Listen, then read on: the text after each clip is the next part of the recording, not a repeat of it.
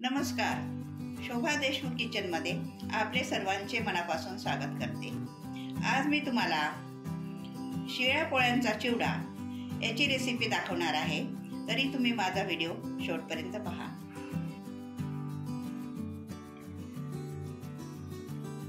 पोळ्यांच्या चिवड्याला लागणारे साहित्य पाहूया. रात्रीच्या पोळ्या आहेत माझ्या 6 पोळ्या आहेत त्या. दही आहे थोडं, साखर चवीनुसार, कांदे 2 मोठे, कोथिंबीर आणि कांद्याची पात, हिरवा कांदा आहे, लसूण, हिरवी मिरच्या 2 आणि थोडा कढीपत्ता आणि हे नेहमीचं रेग्युलर सामान तिखट, हळद, मीठ. दह्याचं प्रमाण आपण चवीनुसार घेणार आहे, थोडं घेणार आहे, तो कोरडा होऊ नये म्हणून चिवडा. आता याच्यासाठी आपल्याला ह्या पोळ्या मिक्सरला लावून घ्यायचे.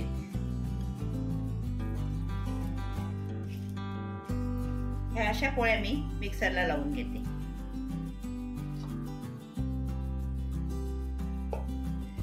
मिक्सर मधनं अशा जाडसर काढून घ्या, बारीक करू नका.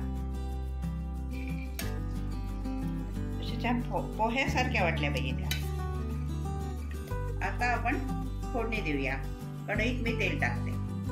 तेल बेतातच लागतं, जसे आपण फोडणीचे पोहे करतो ना, सेम तसंच. मोहरी टाकते, जिरं टाकते, कढीपत्ता टाकते, कोथिंबीर टाकते,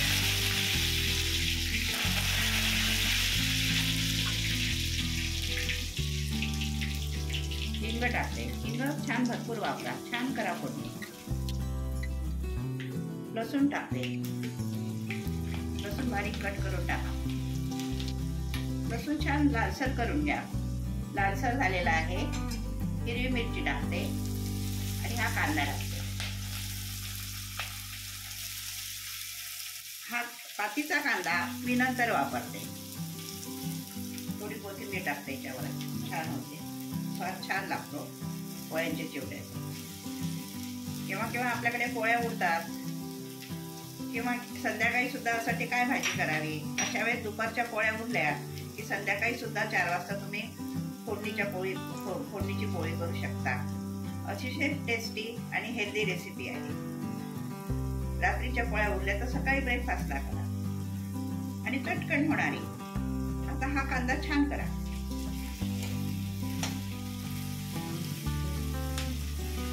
थोडा लालसर करा. कांद्यावरच मीठ टाकते म्हणजे कांदा लवकर होतो. चवीनुसार टाका, तुम्हाला हवं तसं टाका. कमी टाका, लागल्यास नंतर घेता येतं. कांदा छान लालसर होत आलेला आहे. अशा वेळेस हळद टाकायची. हळद टाकते, त्याच्यावरच लाल तिखट टाकते. तुम्ही तुमच्या चवीनुसार टाका. हे थोडी धणेपूड टाकते. याच्यामध्ये मसाले वगैरे खूप नसतात. गरम मसाला असं खूप टाकत नाही. आमचूर पावडर वगैरे याच्यामध्ये आता मी सगळं टाकलेलं आहे. त्या पोळ्या आपण मिक्सर मधनं काढलेल्या आहेत जाडसर, त्या टाकते. अशा पोह्यासारख्या काढा पोळ्या, अगदी बारीक करू नका.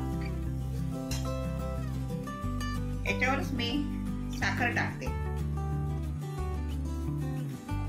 आता बघा, हा थोडा चिवडा कोरडा वाटतो किंवा कोरडा होतो, म्हणून याला ओलसरपणा देण्यासाठी आणि थोडी टेस्ट वाढवण्यासाठी आपण दह्याचा वापर करतोय.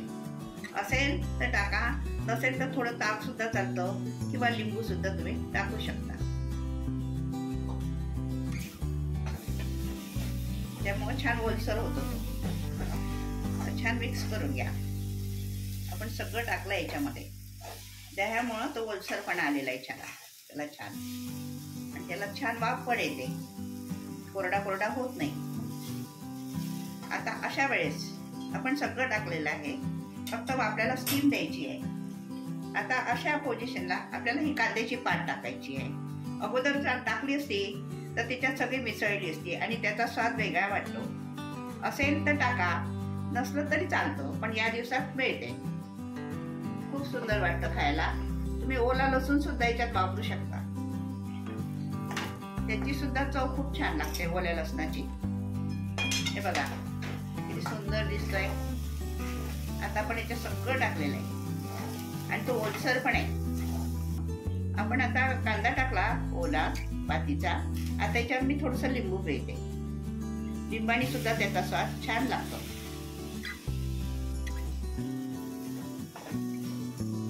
आपली डिश छान तयार झाली आहे. याला छान वाफ आली. छान वाफ आलेली आहे आणि छान झाला. खाली जास्त हे पण खूप बारीक गॅस ठेवा, नाही तर खाली हा बुडात लागायची शक्यता असते. आणि काय होतं की ते सगळा मसाला तुमचा सगळं तेल वगैरे खाली उतरतं. अशा वेळेस लक्ष द्या. आता आपण हे सर्व्हिसिंग बाउल मध्ये काढूया. मस्त अशी पोळ्यांच्या चिवड्याची डिश तयार झालेली आहे. अतिशय झटपट होणारी डिश आहे. आता याच्यावर स्प्रिंग ओनियन टाका तुम्ही, किंवा सुका सुद्धा टाकू शकता. हा सुद्धा खूप छान लागतो.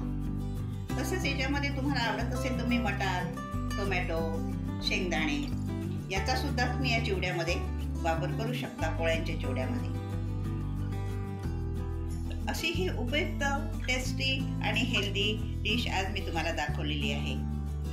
माझ्या चॅनलला तुम्ही सबस्क्राईब करा, शेअर करा, लाईक करा.